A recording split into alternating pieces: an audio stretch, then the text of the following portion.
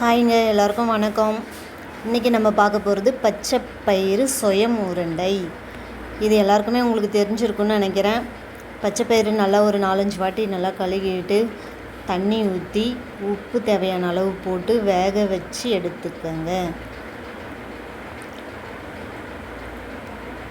உப்பு போட்டு நல்லா வேக வச்சு எடுத்துக்கோங்க.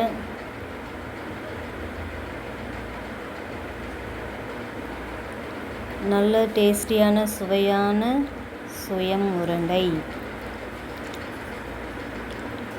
இந்த மாதிரி வேக வச்சுடுங்க. நான் கொஞ்சம் நல்லா குழைய வேக வச்சிட்டேன். ஆனால் இதுக்கு முன்னாடி ஸ்டேஜ்லேயே நீங்கள் பார்த்து பதமாக எடுத்துக்கோங்க.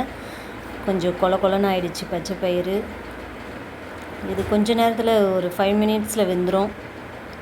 இந்த மாதிரி தண்ணி இல்லாமல் வடிகட்டிட்டு ஆற வச்சுட்டு வெல்லம் பாருங்கள் பக்கத்துலேயே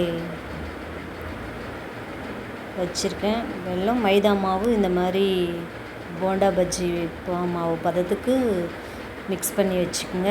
மைதா மாவுலேயும் உப்பு தேவையான அளவு போட்டுக்குங்க. ஏலக்காய், நம்ம வேக வச்சு ஆற வச்சுருந்த பச்சை பயிறு போட்டு மிக்சியில் போட்டு அரைச்சிட்டு கூடவே வெல்லமும் போட்டு அரைச்சி இந்த மாதிரி வச்சுக்கோங்க. இந்த மாதிரி வச்சுட்டு உருண்டை பிடிச்சி இந்த மாதிரி ஒரு பிளேட்டில் உருண்டை வச்சுக்கோங்க. எனக்கு குழஞ்சி போனதுனால சரியாக உருண்டை வரல. நீங்கள் செய்யும் போது கொஞ்சம் பதமாக பார்த்து கரெக்டாக பண்ணிக்கோங்க.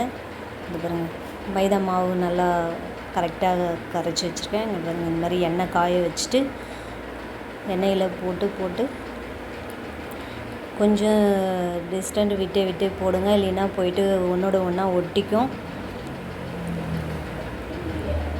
ஒட்டாமல் இருக்கிறதுக்கு தனித்தனியாக போட்டு விடுங்க. கம்மியாகவே போட்டு எடுத்துக்கோங்க. இந்த மாதிரி பொன்னிறமாக வந்தோடனே இந்த ஸ்டேஜில் எடுத்துருங்க. சுவையான ருசித்து சாப்பிட சுயம் உருண்டை ரெடி. இதே மாதிரி செஞ்சு சாப்பிட்டு சப்ஸ்கிரைப் பண்ணுங்கள்.